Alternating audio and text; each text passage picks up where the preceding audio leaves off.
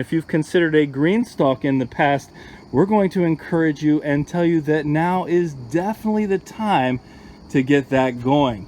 Guten yardening, everybody. In today's video, I'm going to talk to you about the setup of our fall GreenStalk vertical gardens. But before I talk about the setup of these GreenStalk gardens, now is the perfect time for you to buy one, because today through September 6th, 2022, GreenStalk is having their Labor Day sale. And with that sale and our $10 off affiliate link, which is down in the description, you can get a 5-tier original GreenStalk planter for under $100 before tax and shipping. And if you buy more than $150 of product, there is free shipping in the lower 48. Now let's go ahead and take a look at these 3 GreenStalk vertical gardens and our fall setup, so that we can continue our production through the later months here in Zone 5, Wisconsin. These 3 setups show you 2 different varieties of the GreenStalk vertical garden. We have a 5-tier and then 2 7-tier leaf systems. The leaf systems use a 7-inch pocket versus the standard garden, which has a 10-inch pocket here in terms of depth. You can see this is our potato setup, which is getting pretty close to time to harvest. Now, if you're brand new to the GreenStalk gardening system, one of the major selling points for us was the fact that we don't have to come out here every day and water all, in this case, 42 pockets. Instead, all we have to do is water here in the top layer. And you can see 2 different features of the top layer. You see these little holes here? These holes allow for a slow drip into the top tier, and then this hole here in the middle, which is at an angle, allows for water to flow down the center of the device. And throughout the center of the device, we have these catch trays, and in each tier below there's a catch tray which has the same small holes, which allows for that slow watering into each tier, and then any excess water can run right out the bottom. So one of the nice things about this setup is, regardless of the variety of GreenStalk we're growing in, we water in the top, we get even watering throughout the rest of the tiers. Now, the other thing to note is there are these round holes at the bottom of each of those tiers. You can see them here. Now, that's important to remember when it comes to setting up your GreenStalk garden. Now, it's important to remember that those holes are in these tiers when it comes to making a decision as to how to set up your GreenStalk garden. And I say that because different vegetables need different types of nutrients. So let's use as an example this 7-tier system that we have here. The bottom 5 tiers of this setup are 4 different varieties of spinach. We have giant noble spinach growing in our bottom 2 tiers. We have Matador, then Seaside Hybrid, and then Bloomsdale long spinach growing in these other 3 tiers. Now, we place the spinach in the bottom tiers so that we could put some peppers and some eggplant at the top. Now, why didn't we put the eggplant, why didn't we put the peppers down lower?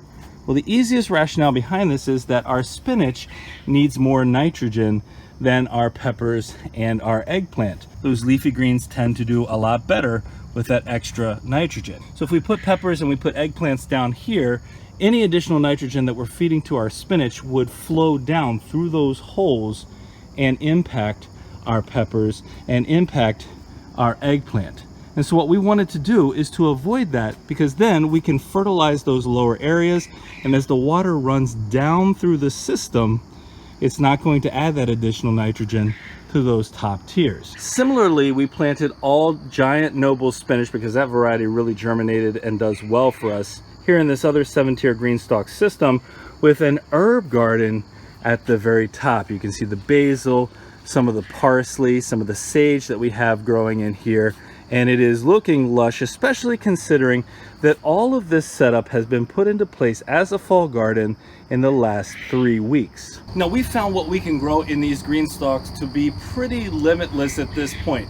We've had our summer squash growing in here, sweet potatoes, and now we're adding peppers and eggplants and of course spinach and all of your leafy greens. But we're getting close to the end of the growing season here in Zone 5, Wisconsin. So when choosing vegetables to plant in these GreenStalk systems, we wanted to pick ones that had a shorter days to maturity than a lot of the other vegetables out there. And so while peppers may be a little bit longer in terms of days to maturity, the pepper plants that we placed in here were ones that we had from the beginning of the season. They were seedlings already. Similarly, the eggplant that we placed in here was seedlings that we had left over. So those are additional, maybe a little bit longer to maturity. But our spinaches, The various varieties here can be cut as baby spinach as early as about 25 to 30 days. So after 3 weeks, we're already at a point where, I could start harvesting these spinach leaves now. And one of the things we noticed was the germination rate wasn't perfect throughout. So what I did was, after about a week and a half, where we saw what was going to germinate, what was going to really start out nicely for us, I came back through and I reseeded any areas like here in our beans, our bush bean area, that didn't come up. So this should come up here in the next week or so. Now our bush bean varieties, we have top crop and we have golden bush beans growing in here, and those take about 45 to 55 days to harvest.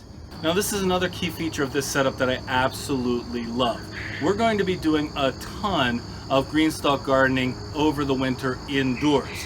And so I have this beautiful herb garden here. This top tier is its own kind of herb garden. And these aren't going to handle freezing weather well at all. But when the time comes, and I can keep an eye on the weather forecast, when the time comes for the temps to drop to a point where these wouldn't be okay, where these wouldn't survive, I can do a couple of things. If it's just a short winter spell, I can take this tier off and bring it into our garage and keep it away from that freezing weather if it's short term. Or if I want to keep this going longer term, like say over the winter, I can take this tier off by itself, bring it indoors, and I've got an indoor herb garden ready to go. Now that being said, our spinach is a cool weather crop, so we can handle those colder temperatures better than say our peppers, which wouldn't do so well. But what I can tell you also is we've located this, and I love the fact that these vertical gardens are so easy to move.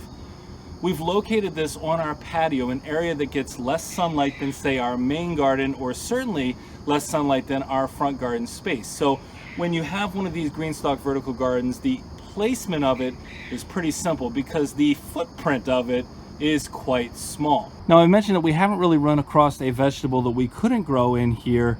We have strawberries in one of our other GreenStalks that's doing quite well. You can see the peppers on this pepper plant are actually already at a point where they're starting to develop quite nicely. And on our eggplant, you can see all of the buds here, which promise us some really nice future eggplant harvests growing in here. And quite frankly, with the sale that's going on right now and using our coupon link, I think that this might be the perfect time for you to come out and get started with one of these setups, even if it's late in the season. And these fall gardens are still going to be productive, even here in Zone 5, Wisconsin. Now, one of the other things I really like about these GreenStalks, we do live in Zone 5, so the winters here get pretty cold. We have the ability to, if we don't want to overwinter indoors or we don't want to garden indoors with these, we have the ability to just leave them outdoors. We've done that now. We're about to enter our third season with our GreenStalk that we're growing our potatoes in. And not only is there no visible damage to the system, there's no warping to the GreenStalk system. And if we clean it out completely and scrub it down, let's say with a toothbrush, which we've done once this year in order to replenish the soil, it looks brand new.